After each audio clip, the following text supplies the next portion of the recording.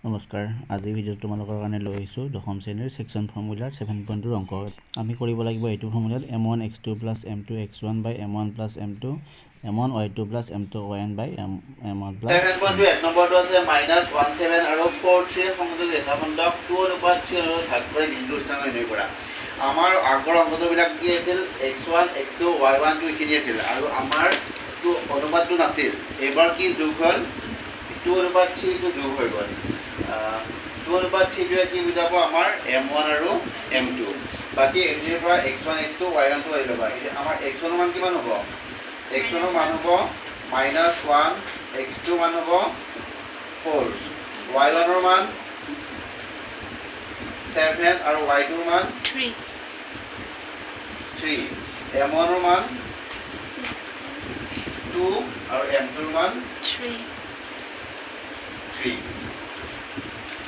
x1 x2 y1 y2 m1 m2 এটা formula use করা।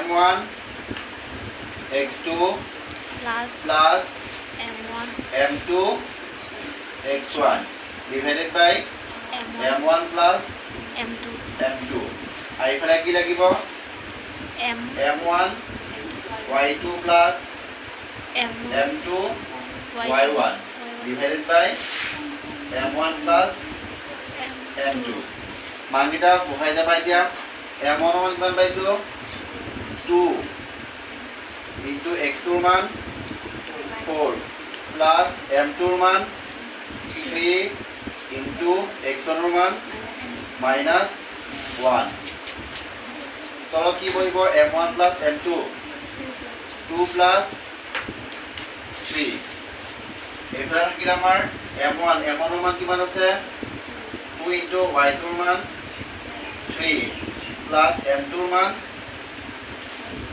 y2 ৰ মান 3 m2 ৰ মান কিমান আছে 3 into y1 ৰ মান 7 তলত আমাৰ m1 plus m2 m1 ৰ মান 2 plus 3 2 3 5 4 2 গুণ 8 প্লাস মাইনাস है माइनस 3 1 गुण 3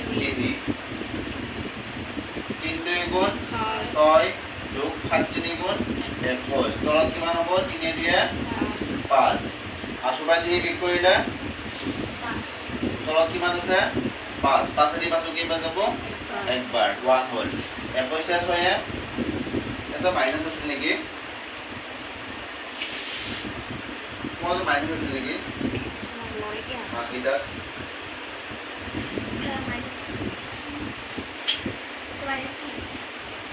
ঠিক